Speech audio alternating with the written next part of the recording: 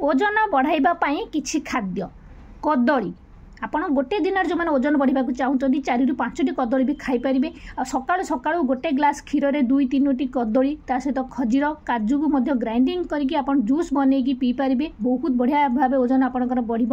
ता सहित क्षीर भी आपण पिंतु पखाड़ भात खातु पखाड़ खातु भजा बुट को आप चोबई चोबई कि 2-4 मुठा दिन में खातु बा गुंड करके एकाथरे कदली आम जो बनइबा जूस बनइबा से भी आप ग्राइंडिंग कर पाउडर भी आप मिसेकी खाईपारे अंडा खातु दिन में 2-3टी अंडा आप खाईपारे कला चॉकलेट मान डार्क चॉकलेट आप खातु सोयाबीन अधिक अधिक खातु घी खातु लोहणी खातु छेना खातु बादाम खातु कंदमूल खातु माछ मांस अंडा खातु मेनली आप खाद्य आपणकर नजर रखु